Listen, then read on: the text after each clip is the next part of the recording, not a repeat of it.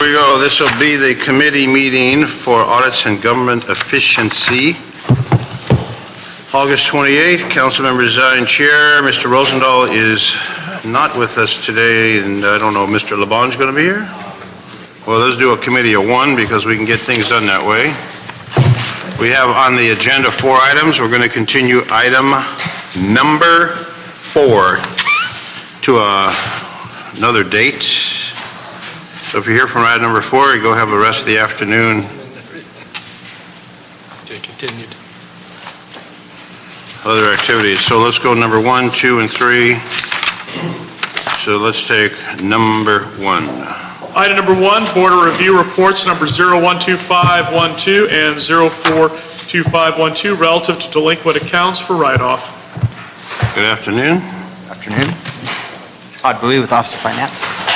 Pardon me? Todd Bowie, Office of Finance. Okay. Take it away. Is there anyone here on anyone else on item number 1? I believe many people are here for that item. I just happened to be the first one to come up here and talk to you. The courageous one.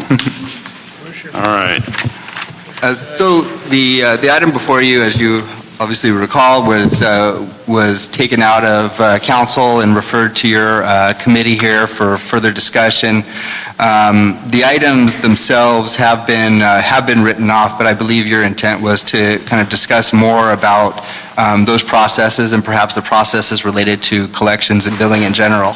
Yep. Exactly. And so as indicated, a number of staff from the various departments are also here to discuss any questions. All right, so why don't we turn to those folks. We have the housing, we have DOT, we have fire, we have public works, housing. That's what I show on the sheet. Is there any other departments? Fire. I said fire. All right, so who's here? Don't be shy. How about housing? Is housing here? Second call, housing. Step up. How about DOT? DOT here? Department of Transportation. Step up, please. How about fire?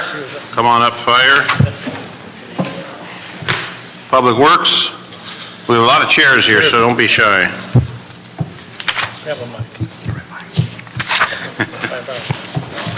All right, so what we show is a tremendous amount of money that was due the city from different departments, different entities that wasn't collected and had been written off. And the concern I have is that we have process in place, and some departments may have more aggressive process than others, that we collect the money. Whether it's the police or the fire or housing or DOT or water and power, it seems like everyone has write-offs which attune to millions of dollars, and we have to run the city, and I'm not in favor of increasing taxes or fees, so I believe if you have something, you need to pay for it. That's the way that we do business. So the question is, in the different departments, and we'll go down the line, when we talk about housing, 22,236 uncollectible accounts, receiving totally $5 million, representing accounts less than 5,000, et cetera.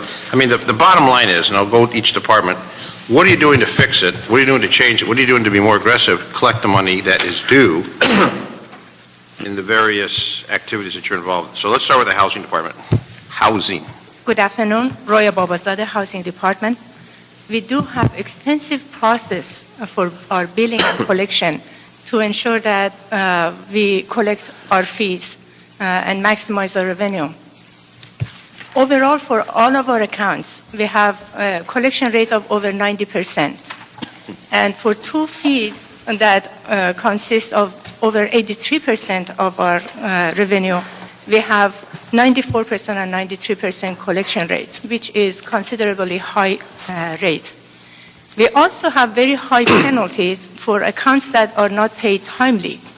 And those penalties are very effective in a manner that encourage property owners to make their payments, original payments, but then they become hesitant in paying the penalties. And therefore, our collection rate for the penalties are a little over 47%. By this way, we are having accounts and balances that are not paid, and therefore, based on requirement of the city, after we are exhausting all the process of collection and through the guidelines for the city, to have a clean accounting process, we need to write them off.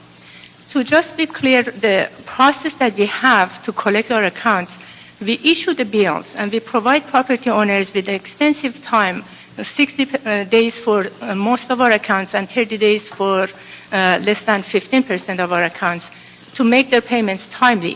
When they don't make their payments, we assess the penalties and we issue a delinquent bill to them and provide them with another time, 30 days to make the payments. When they don't make the payment at that time, as we are required, we issue a notice and provide them with another opportunity to make a payment by providing them with additional 10 days. If they don't pay, we send the accounts to the first collection agency. And if the collection agency fails to collect the revenue, we retrieve the accounts, we send it to the second collection agency. With this extensive process, we still experience that there are people that habitually are not paying us. Habitually? Most of those that after all this process are not paying. Repeat offenders? Yes, we see the pattern that it continues. Okay. We do have other activities in place in our department to collect our revenue. For example, if property owners or investors process application for NOFA or for rent adjustment, they have to have a clean bill, his billing history with us to process their application. Another collection venue for us that we collect over $2 million of our unpaid bills are properties that are in one of our enforcement program, RIP, cannot be removed from the program until they fully pay any fees that they owe to the department. We go further than that, and we also pick up the phone and call constituents, and we are trying to find their problems and assist them in making the payments. With all these efforts, we still have a percentage of our accounts that are not collected. Based on that, we analyzed the possibility of applying lien, and today another item in before you is the proposal for additional collection activity. Let me ask you a question. How many gas stations do you think people don't pay when they buy gas? Of course, nothing. How many? You know what their rate is? 100%. Correct. 100%. Now, it used to be, when I was a young driver, you would get the gas and pay afterwards. That doesn't exist anymore. Now you pay ahead of time. No gas station across the country, you get gas and pay after. You got to pay ahead of time, whether it's cash or credit card, because people were putting gas in and then fleeing. They wouldn't pay. So they corrected their system by making a fail-safe system. Now, someone may come in and rob the place with a gun and rob the teller, but they're not going to steal the gas. So they changed their policy. And you've got a good rate when you're talking about 93% collection rate, but then you got certain people, no matter what you do, they don't want to pay. And they play the game. So my concern is that we have one standard, whether it be housing or DOT or fire, that we have a uniform standard, such as the industry, where you pay before. Not that we'd have to require them to pay before, but they wouldn't keep skipping out, and there's a certain percentage that'll keep skipping out on you. So what I'm trying to do with this is figure out, and some departments are worse than others, and some collection agencies are more aggressive than others. But the problem is when we start adding it up, 5 million here and 6 million here and 7 million here and 10 million here, that's money that we use to run the city. So in going forward, we can't continue to not be aggressive. We can't continue to write this off. We can't continue to say, well, it's hard times on them, because they're collecting rent. They're collecting the dollars. They're paying for the trash collection. They're paying for the water and power. They're paying for other services. But it's, well, the city's not going to be very aggressive. The city needs to be aggressive in collecting what is due with the services that we provide and the obligation that they have. So I think that when we analyze the rest of the departments, we're going to sometimes come in with maybe your plan is different and more aggressive than the other departments. We need to have some standard. and that standard would be universally enforced, however it goes. And I'm going to give you a story that a man called me recently, an attorney, and he sued the city 10 years ago, and he lost the case. And the city put a claim on him for the services or the charges or whatever, like $9,000 or $10,000 that the city invested in defending itself. They put a lien on his property. 10 years later, he goes to sell his property, and he finds out, I never paid, and there's a lien and I can't sell my property. And that man called me and said, I need to sell my property, I have a lien. I said, well, you got a lien, you better pay the lien. So the city held that for 10 years. He wanted to sell the property, he had a buyer, he ended up paying that lien to get that removed from the property so it could be sold, because what they were going to do was sell it and take that money out and give it back to the city. So do you ever use issues, go through the lien process, or do you use credit collection and other activities? At this point, we do have a lien program only for 2 of our fees, Okay. and that is urgent repair program and tenant relocation inspection program. These are small programs. The dollar amount that we have lien, I think it's slightly over $2 million. Okay. But- So that's, the lien, we may not collect it now, but we'll collect it eventually if they're going to sell that property. They can't sell it with a lien on it. And that's another opportunity that we have if we need to attach to it. And again, I'm going from the practice that you pay, you have to pay, everyone has to pay the same, and we can't just say, well, because it's, the dollars I saw written off were absolutely outstanding. I mean, it was unreasonable. And I think most taxpayers would say it's unreasonable. So we're trying to tighten it up, the collection, make it tighter and tighter, so we get, and change the practice so we'll get the dollars that are due. But just like the gas station, they changed the whole process of getting gasoline. You don't pay, you don't get the gasoline. It's no longer after the fact. And that was because of people stealing gas and not paying. They adjusted. And we as consumers say, well, if I don't pay, I don't get the gas. So you see where I'm coming from? Yes, with the respect of payment prior to the service or prepayment, housing department has obligation. We have mandated services to provide, such as systematic code enforcement inspection. And we are required to inspect the property, whether they are paid for it or not. That may not apply to all of our fees, but it does apply to some of our fees, I mean, prepayment. prepayment. Okay, I'll give you another example. South Africa. In South Africa, because I visited there, the water and power, you pay ahead of time, and it's called a geyser. And there's a meter, and you can see that meter, and as that meter flows down, you better pay, or you're not going to have any electricity. They pay in advance, just like they do here with gas stations. That's how it's done in South Africa. I guess people weren't paying the bill, so you pay ahead of time. It's kind of like your ATM machine. You have to have money in order to get money out. That's how they do it. So certain places have implemented programs, and I'm not saying we need to resort to that type of environment, but somehow the taxpayers need to pay what's due so we can provide the services. And the services cost money. So you've got programs that are working, and then let's hear from the DOT, which $111 million. DOT. Good afternoon, Robert Andalon, Department of Transportation. As you mentioned, that there is a $100 million write-off. The department has not participated in the write-off process until we started in November of 2011. And of the money that's being referenced there, during the same time period, we collected over $614 million in parking fines that were deposited to the general fund. The $111 million contains penalties, so the base fine would be approximately 40% of what you see there.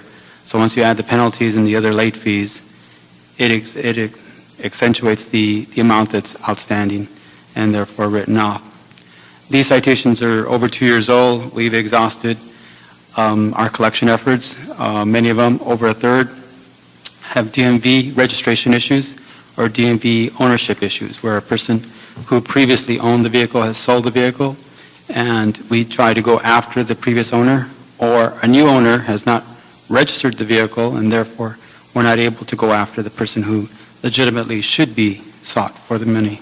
But you have an obligation to re-register that car, I think it's 5 or 10 days after it's sold. That's correct. There is an obligation to do that, but for example, if you had a car whose registration was due in August and you actually paid for the registration, you sold your car in September, The new person wouldn't necessarily go in and register because they still have 11 months of registration that's already been paid for. So they would wait until the following calendar year to register the vehicle. It's But not. change of ownership's another thing, That's correct. because when you change the ownership, they're going to charge you, They're required to do that, however, not everybody meets all the requirements under the law. and then you have to pay the tax on that used transfer. That's correct, and so they wouldn't want to do that if they already have 11 months. Per year. How do we fix that? There's probably some state law that needs to be changed. There's also some system issues within DMV that need to be addressed. I know that in years gone by, DMV has tried to work with marrying their registration database with their driver's license database and be able to have the information together, but that hasn't worked out. Other states that have the license plate that actually follows the individual have a higher collection rate than we do. We have in 2 years, we have an 84% collection rate, and of the 16% that remains, 4% are adjudicated, i.e. they're dismissed because of information that's found during the administrative review or the hearing where we dismiss the citation. We're currently in a procurement process now to be able to award or make a recommendation to council with the new contractor, and we've instituted or required more novel ideas about collection opportunities. And so we're looking at different either competition within collection companies working under the one particular vendor that would compete against each other to improve the collections, or we're looking at different models to try to improve the information from DMV so that we can send out the notices to the correct person. Okay, so if we can help with some motions, that we could author some legislation to help Adrian Garcia from my office, if you can connect with him. Sure. I'd be more than happy to pursue that so we can take care of that issue. What about our impound policy where they haven't paid, was it 5 or 7 citations, then we It's impound? currently 5 unpaid delinquent citations. Do we go after those folks? We do go after them. All the license plates are entered onto our handhelds, so when an officer encounters a vehicle and the handheld gives them an audible sound that vehicle is a scofflaw, they call in and ask for a unit to come in, an OPG to come in and actually impound the vehicle. So the policy is that those cars we're going to take off the street and That's they're going to correct. pay the fee and not get the car back. And they're held at the OPG until all fines are paid. So the OPGs are assisting us in identifying not only those vehicles, but other vehicles that have been impounded due to an accident that may also fall into that same category, and they put a hold on those, and then we collect. If those vehicles are redeemed, we're able to collect the money from those vehicles. And then what about rental cars? Do we have a problem with rental cars where they're not collecting? Well, there's a certain percentage of citations that are issued to rental vehicles that the owners are out of state, and so some of the noticing and other items that we use don't necessarily work right away, such as a DMV hold. So those we have to go further and use a franchise tax board hold if it's within California and not maybe Los Angeles. We also do skip tracing to see if we can find the correct address. But why can't we go back to the rental company since they received a credit card on that and then go back to the rental company? I thought there was a law that they were held responsible and then the person who rented the car. The rental companies are held responsible if they do not provide the name and address and driver's Okay. license information within 30 days. Okay. And so the vast majority of the rental companies do provide that information. An additional item that we're working on with the current contractor is to improve the registry information with the rental companies so that we can make sure that the rental companies are actually registering all their cars within our system so that we know that it's a rental. And if it's not current, then it's basically kicked out of the system and it's treated just as a regular vehicle that you would find on the street today. So what aspects of housing could you use the DOT to help enhance collecting more revenue? Well, I think that the prepayment is difficult because it's difficult to determine who would be, for example, violating a citation. The additional collection companies, I think that's a worthwhile idea that we can pursue. Now, do you have a different collection company than housing and fire and police? Are there different collection? Yes, we do. Under the current contract, we have the same agency that processes the parking citations also collects on them. They've recently added a couple of companies to their stable to do outbound calling. That's another issue that we, on the rental citations, we do outbound calling in an effort to try to collect that. We have, so you have a contract, you have a contract, other departments, every department has their own contract with a collection? There's no Yes. universal? Somewhat. There's a couple of cases like where the fire department for their ambulance billings and DOT for parking citations have a particular vendor that does their billing and collection primarily. But then there's also a master contract under the Office of Finance for collection agency services that other departments also piggyback, and including the fire department as well, does use the Office of Finance collection agencies. And are those competitively bid out Yes, it to the is. collection agencies? And just as a footnote to the I mean, write-offs. that was breaking news handed to you.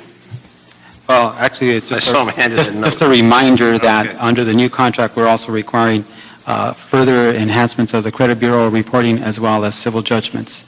Under the vehicle code, if you owe more than $400, we can pursue that in the civil courts. Yeah, we just need to be serious with collecting, because people who commit those violations, park in handicap, park in red zone, no stopping, the gridlock zones, I mean, all the different things we've got to put in to keep traffic moving, which is the philosophy of DOT. And then some people just, I don't care, I'm going to do what I'm going to do, like a double parker who just, somebody else's problem. You know, that lack of consideration that some people have, that's the problem that I have with it, that we need to resolve it. So what we're going to do then is move on to the next one, the fire department. Let's see what the fire department, you have 11 million. So between you and DOT, 111, 11, you know, that could help bail out some of the city operations right there. Correct. Councilman Salvador Martinez from the Fire Department.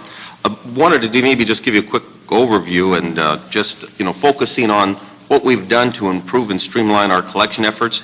And the 11 million that you see now represents really collections from previous years. Most of these are out of the statute of limitation, and it wasn't until 2009 that we were provided authority by council to send our collections, our uncollectible accounts to collections.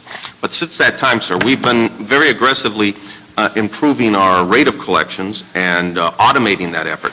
In 2010, council approved the adoption of 2 agreements for the collections of data and for billing efforts for the fire department's ambulance transports. That was the handheld? Yes, sir. That was and that automated. And before that, sir, it was all handwritten. You Yeah. couldn't, there was difficulty in understanding it.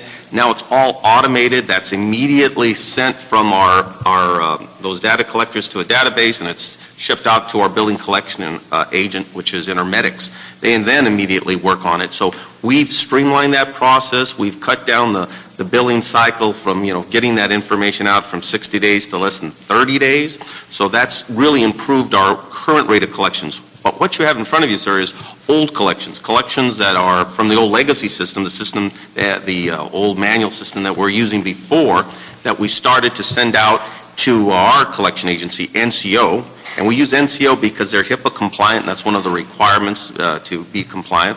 We've been sending them data since 2011.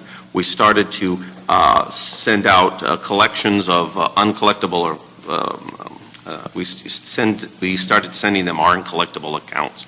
And they work on it for a year, and then after that year, they transit back to us for write-offs on those they haven't collected.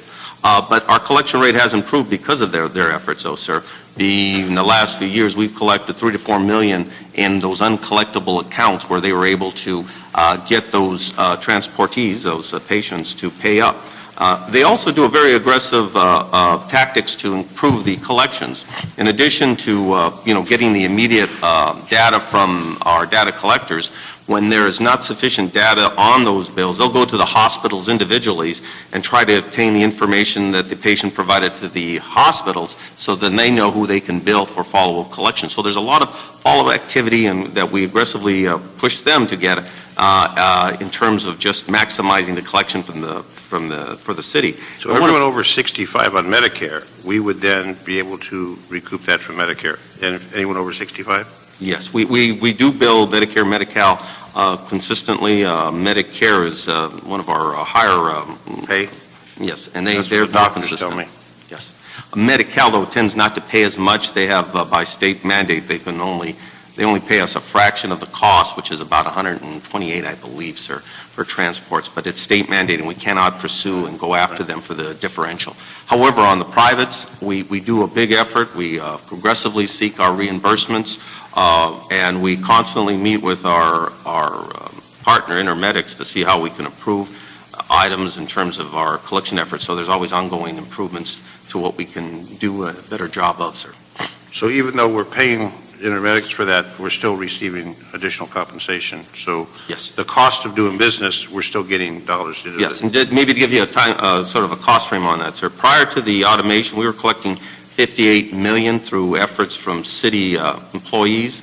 We outsourced that entirely, and we're paying those city employees roughly about $3.5 million, plus health and medical benefits. When we outsourced that, our collection rate went up to about 70 million, 71, 72 million, sir. We pay Intermedics about 3.5 out of that, so it drops down to about 67. But we do not pay for any more of because the employees have either retired or transferred to other departments or been absorbed within the fire department. So we reduced our civilian staffing by about approximately 45, 46 employees. So that's salary and benefits, pensions, et cetera. Yes, sir. So we had a big win on this one, sir, in terms of streamlining it, reducing costs, and bringing in more money for the city. Now, a story that came up over the weekend was that tragedy where the man hit the fire plug and then the street lamp, and the street lamp electrified, and 2 good citizens were electrocuted and passed away. And there was a controversy about going after those good citizens, good Samaritans. My question is, cost recovery from the person that caused it. I understand it was possibly a street race. Are we involved in cost recovery when it comes to a drunk driver who plows in, a person who's street racing, a Justin Bieber who's driving down the freeway and causes 5 people to be involved in a crash? Are we going after cost recovery? We're looking at that very point now, sir. We're looking at and dealing with a few vendors that provide that service. We're looking at our current partners that provide that service. We're going with, right now, we have a question with the city attorney just justifying or documenting that we have the legal ability to go after that. So we're getting a legal opinion from them. We believe that's affirmative, and once we have that, we will be moving forward to our Board of Board of Fire Commissioners. Harbor, fire, whatever, all water, right? Right, to request authority to go after that, and it'll be forthcoming to council for review and approval. I know that, I was involved in that legislation a long time ago. A lot of cities do that. It wouldn't apply to housing or DOT. Well, it would to DOT to a certain aspect. When there's an incident, a drunk driver plows in, someone who commits a crime, and then you have resources to address that situation. They go after that individual for cost recovery, for the DOT folks that are directing traffic, for the fire folks that are police department. So it's called cost recovery, and it could be thousands of dollars. So they seek basically restitution for all the money that was expended. Heavy duty has to come out and extricate the person. That costs money. So they tabulate that, and that individual is then responsible to pay that tab, which is a tremendous amount of money.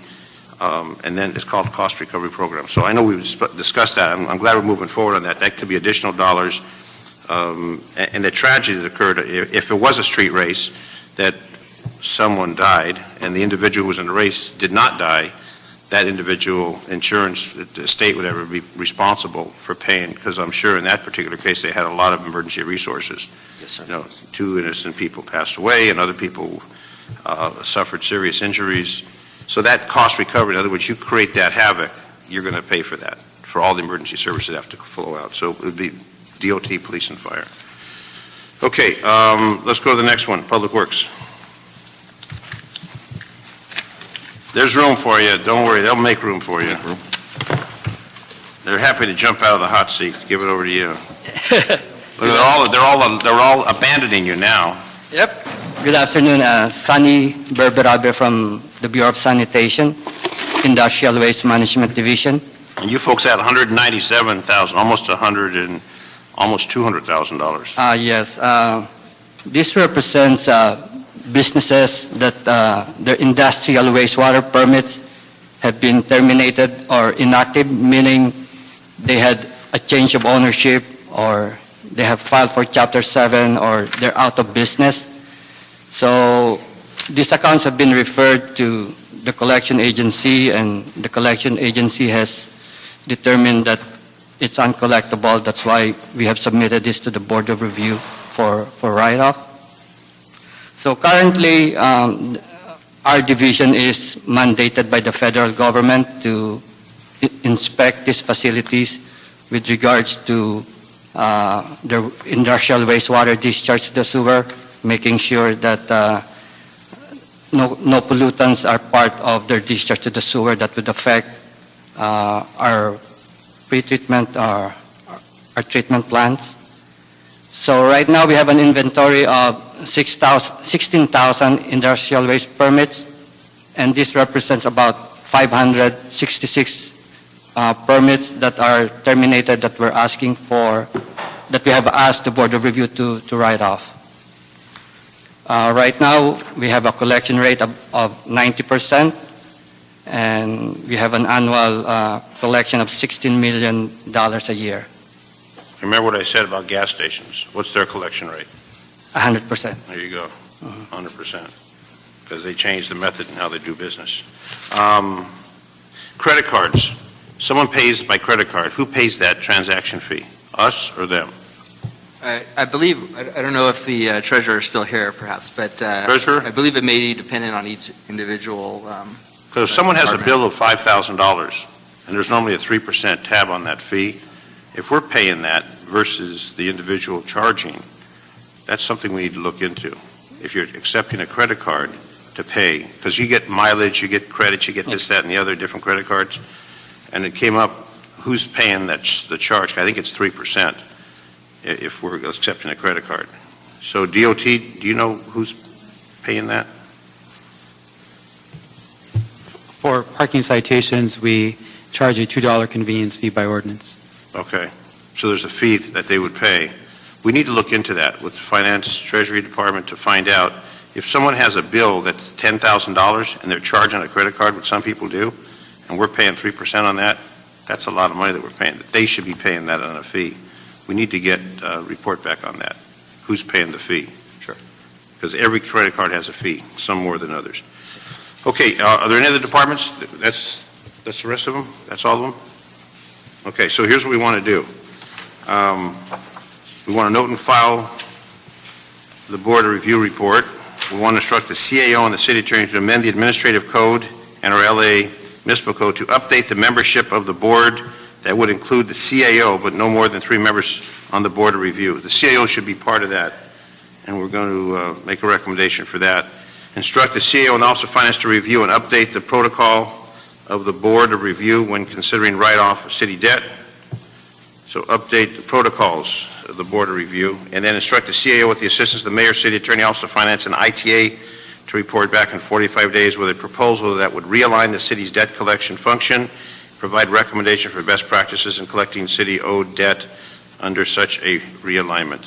And my main issue is that someone uses that service, they have to pay for it, and if they don't, we go after them to make sure we collect those dollars. So with that, any questions from, as you're writing your copious notes? Did you catch it all? I believe so, sir. Well, the last part, Mayor, City Attorney, Office of Finance, ITA to report back in 45 days, proposal that would realign the city's debt collection function, provide recommendation for best practices in collecting city-owed debt under such realignment. So if you have the concept of the gas stations, they change their policy because people skipping out, not paying. We need to do is realign this so we would be able to have better opportunities to collect the dollars that are due us and in a systematic fashion. So with that, I do have a speaker on number 1, Nina Royale, Sunland Tahunga Neighborhood Council. And if you need further verification of that, Adrian has it. Treasury Finance? Sir, you? Now, if you need further clarification, Adrian can give you that on what we're recommending back. Nina? Hi, I'm Nina Royal, and I'm the treasurer-elect of the Sunland Tahunga Neighborhood Council, and former treasurer 10 years ago when we were first certified. And if we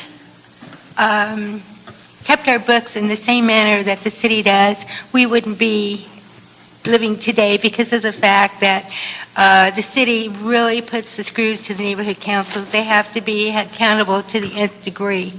And I appreciate what you just did because of the fact that that means that you're going to remedy this situation, and the more money that you collect, the less apt you are to cut the neighborhood council's budgets. But we are very fastidious in our accounting, and we expect our city departments to be the same way. So thank you very much. You're welcome. I agree with you 100%, and that is good. So with that, Ms. Garcia, anything else on that? That's good. So we will move that forward on the recommendation. We have the action. You have that, Mr. Clerk? All right, thank you all. Thank you for being here on that matter. Let's go to number 2. Item number 2, Los Angeles Housing Department report relative to the LAHD's debt collection process, the feasibility of using liens and other methods as additional means of collecting on delinquent accounts and related matters. All right. Take it away.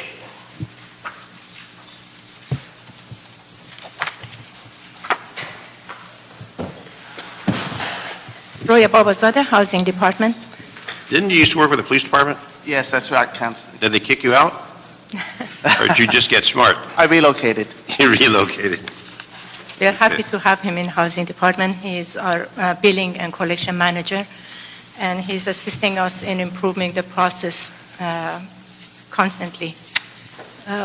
Based on discussion we had through the item 1, we described the process we have in place to provide ample opportunities for property owners to make their payments.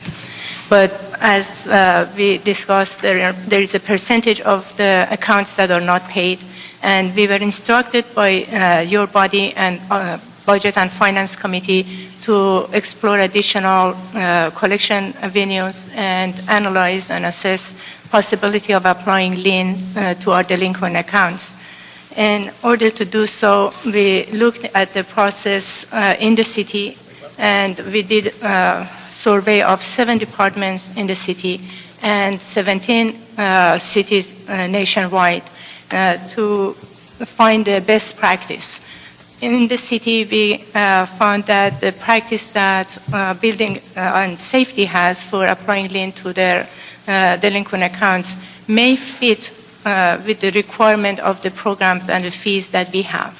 In that regard, we want to explain the process. Michael Prendergast is going to explain the process in Building and Safety. Thank you. Thank you. Michael Prendergast, Housing Department.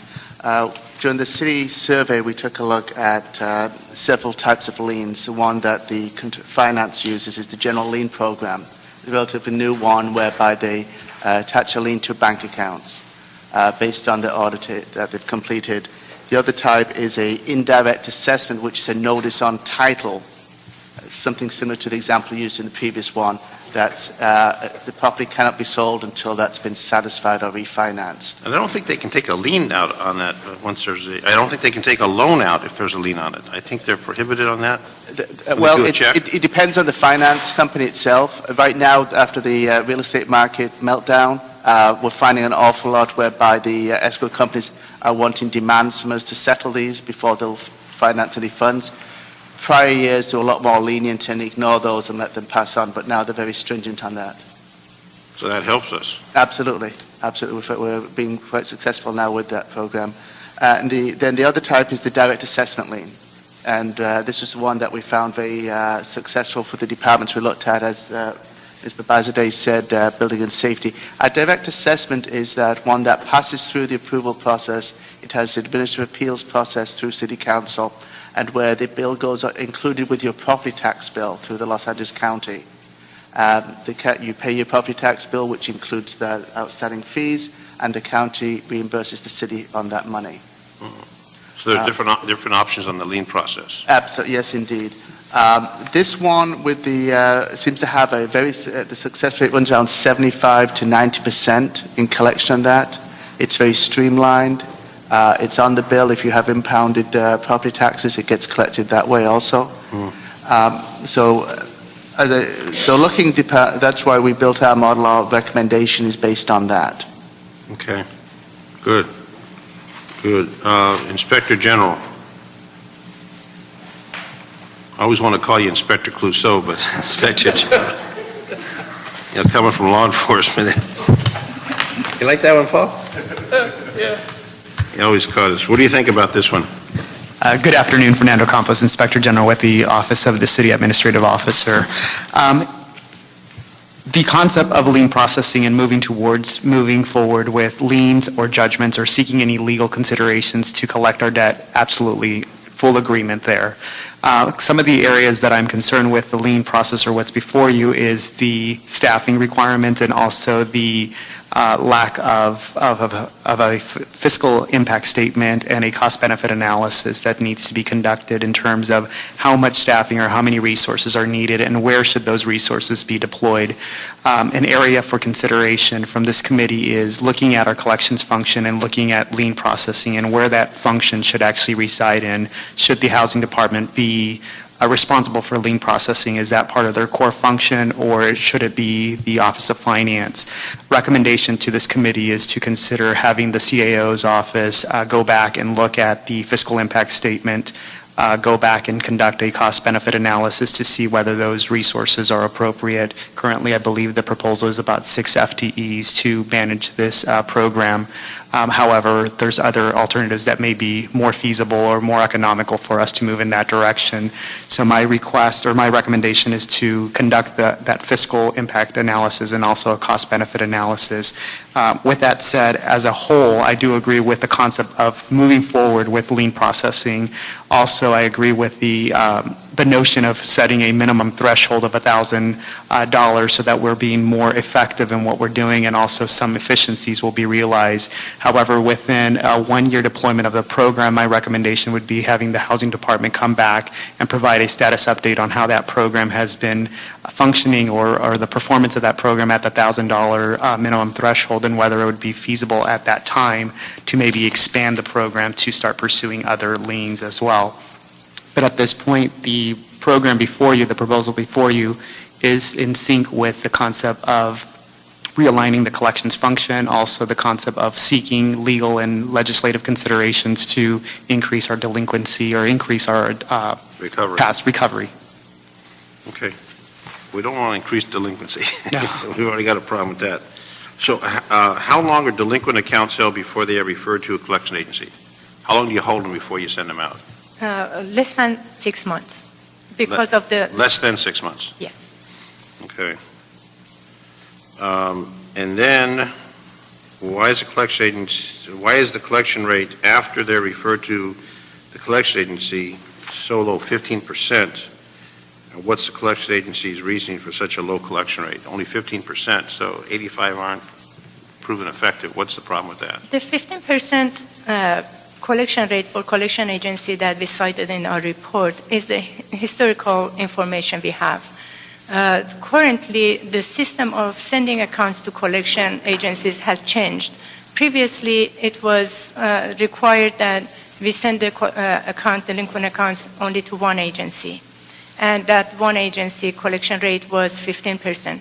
Starting this year, the requirement has changed, and now we are utilizing 2 collection agencies, and we are seeing improvement in that collection rate. But at this time, we didn't have the correct, there hasn't been enough time to assess that rate, and therefore we use the historic of 15%.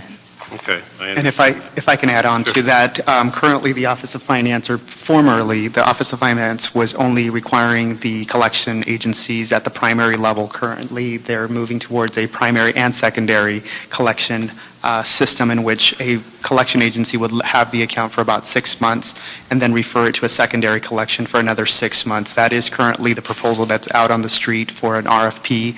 The Office of Finance is going through their interview process to select a new pool of collection agencies to provide that type of service that Zoya is explaining. In addition to that, the CAO's office and also the Office of Finance are working together to increase competition among that collection pool as well. So currently, collection agencies are referred accounts based on the department's assessment of whether they should go to collection agency A versus collection agency B.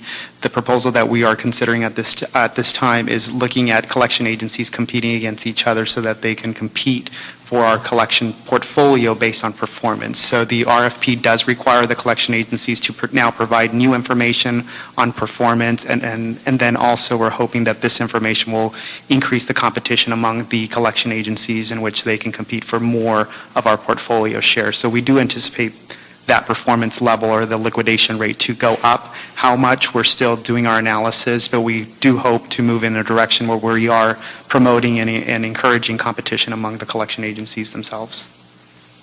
You've been a refreshing change to that process. It's in the works. It's been in the works for about 45 days. However, we are working with also the city attorneys to determine whether we can move forward in that direction based on the existing RFP language, but we believe that we do have enough interpretation in the RFP to allow us to go in that direction. And I keep going back to, we need to get serious with collecting money, not increasing taxes, but people, they got to pay. So they keep on citing the gas stations. They were getting hit. They changed the philosophy. I don't know where you can go to a gas station now and pay after you get the gas. I mean, they eliminated people skipping out. It was, I don't know if you remember, you go to a gas station, they actually pump your gas and give you S&H green stamps or blue chip stamps. You remember that? No. You don't. You remember the covered wagon used to go down Ventura Boulevard? No, it was a whole different thing. It was a survey. They wash your windows, they check your tires, they check under the hood. I mean, a gas station, they call it service station, more than a gas station, is that they give you service. Because I used to work for Chevron used to wear the white uniform. You check the tires, you check the water, you check the oil. It was all done, and then you give S&H green stamps or blue chip stamps. How many remember stamps? Come on, somebody's got to remember this stuff. I'm not the oldest guy in here. S&H green stamps and blue chip stamps? That was good. That's the old days. So now it's, you got to pay, get the gas at $3.40 or whatever, and on your way. Okay, so I like the way that we're moving forward with it. Councilmember Sine, if I may take a minute, I want to be clear on one issue. And based on your instruction, we assessed the full Lien program, and we presented that in our report. But our recommendation is that we are only apply a portion of that to our fees, because we are assessing a program that works for entire fee system that we have, which includes over 15 fees in place. Right. And because of the number of fees that we have, applying lien is going to be difficult and somewhat not efficient, because the dollar amount for the fee changes throughout the year multiple times as we bill for different reasons for one property and as they may pay for one or two. So that change of the dollar amount for one lien on the property during 1 year makes it very difficult each time to go to the hearing and each time to change the dollar amount for the lien recorded. Therefore, we are proposing for our accounts, we are going to add the delinquent accounts that we have. We send it to county assessor's office to be added to the property tax bill. We discussed that, didn't we? But we are not proposing to go further and file a lien against the property's title. You put on the bill, the tax bill, the assessors, because It's it very changes. big. IG, you aware of that part? Yes. Okay, you support that one? Yes. Yeah, I think that's more reasonable, because it's always changing. Yeah, okay. Yeah, we discussed that. That sounded like the best way to go with that. Okay, so with this, receive and file, and then, the CAO? Oh, I have the CIO IG to collections to report. Okay, well, you did report. Oh, you have more report? Your recommendation. You got more on this one? No, the verbal report is sufficient at this time. However, if you'd like a written response, I could submit. I don't think we need a written response. I just want to make sure that you're on board, we're on board. We're working on the same team to try I and... believe that in concept, we are on the same page in terms of moving forward with the model and also lien processing. So that is the direction we go. We are moving forward, and then also it's aligned with the Corps' recommendation, the Commission on Revenue Efficiency as well. The what? Well, the staffing issue came up, we discussed that. The staffing, you mentioned that. The staffing numbers that they're looking for, is that justified or not? So you're looking into that part too? Yes. Okay. Yeah, that's fine. Pardon me? That's what you want to come back. Yeah. Well, you're going to bring that part back? Yes. Okay. But it doesn't have, well, no, there was a request for the staffing, and we were questioning, is that necessary? But you mentioned that in your conversation. So I just want to make sure that we're covering all of the The issues. fiscal impact and the cost benefit, the staffing resources, we can report back on that. This item was also being considered by the Budget and Finance Committee. At that committee, when we met yesterday, the same request came out. So that report will be moving forward. It can be submitted both to the AGE Committee and then also the Budget and Finance Committee as Okay, well. so budget and finance, okay, yeah, because we don't want to spend more than we're going to get back in return. That doesn't make sense. Okay, thank you. Nina Royale?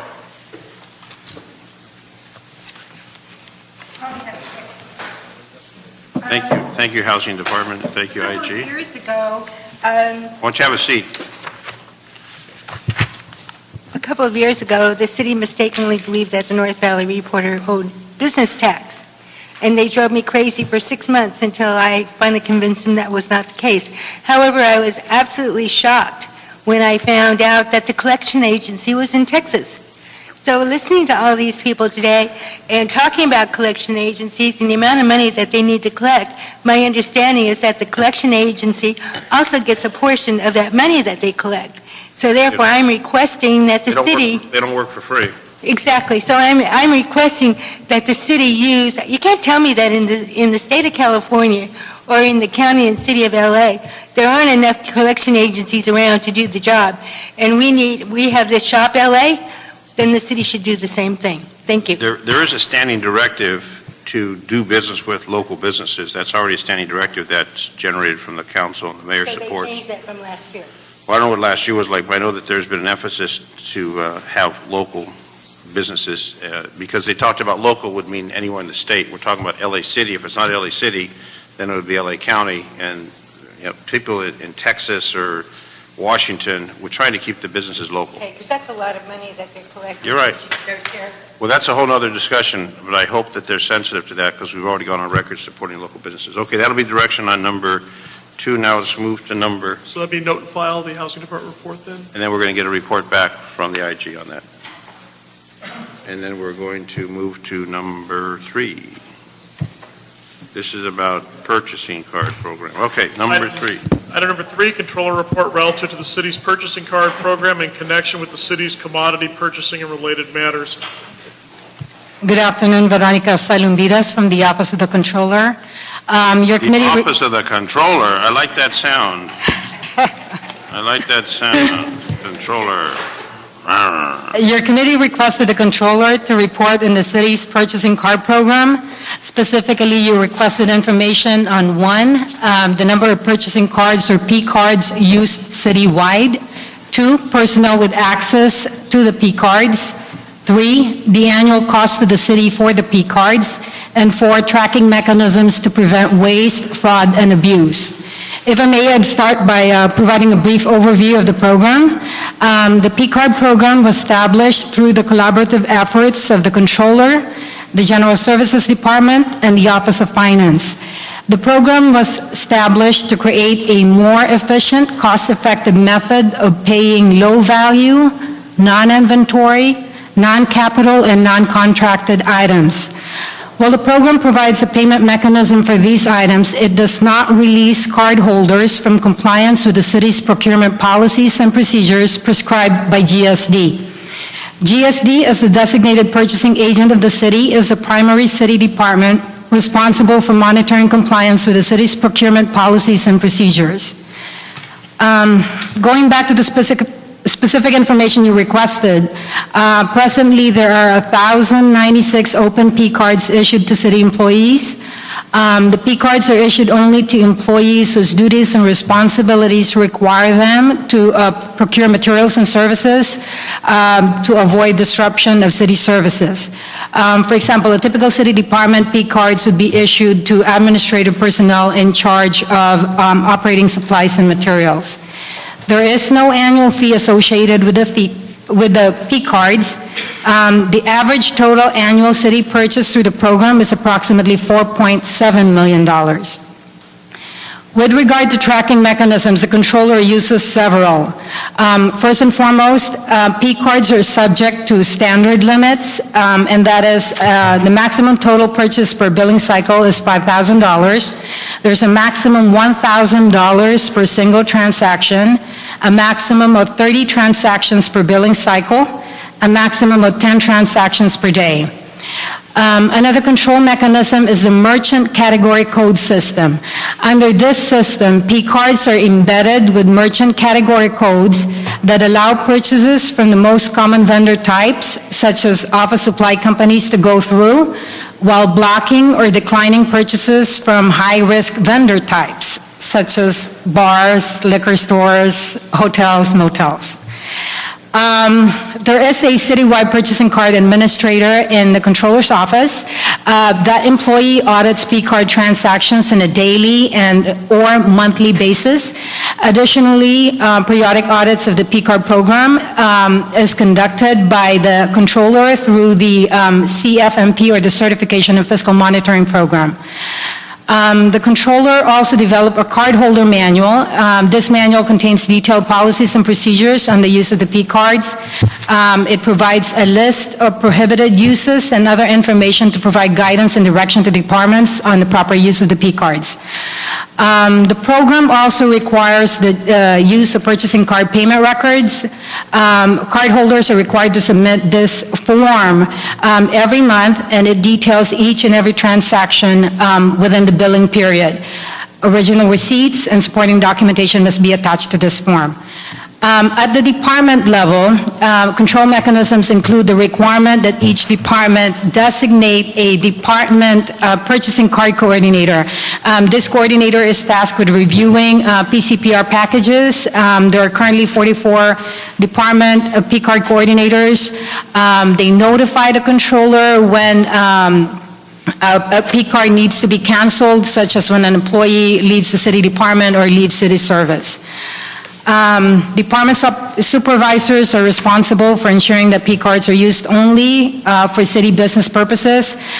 They review and approve the PCR forms on a monthly basis.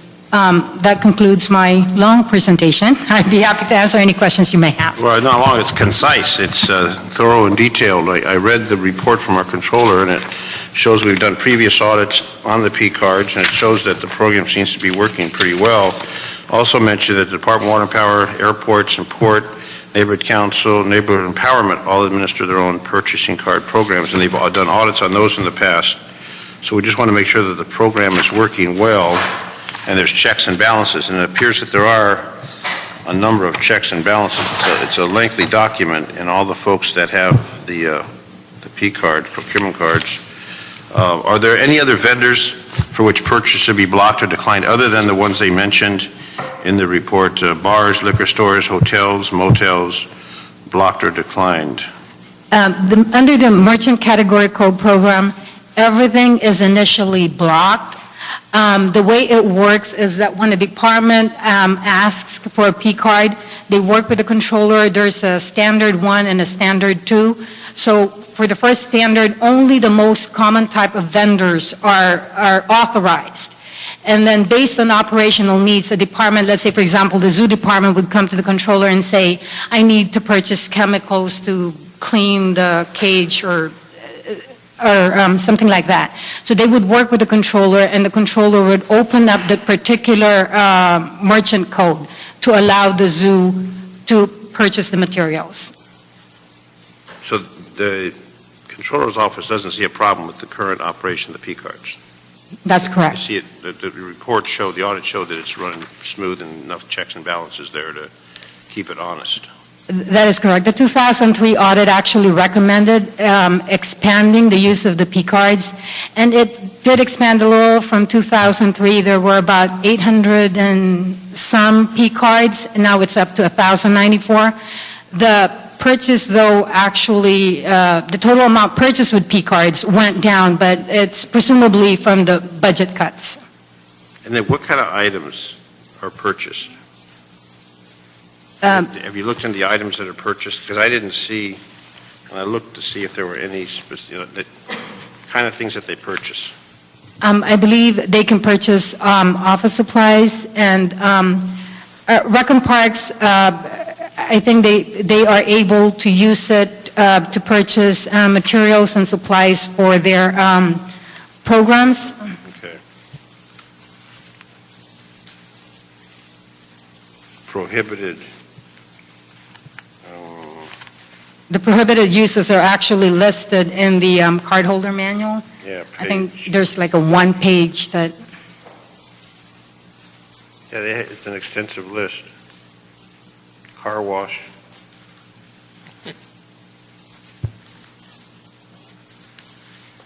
Okay. It looks good.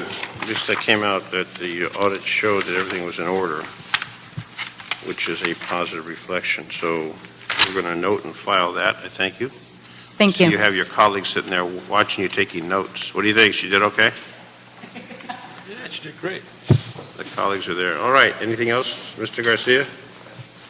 And item number 4 is continued. There's no other cards. We are adjourned. Thank you.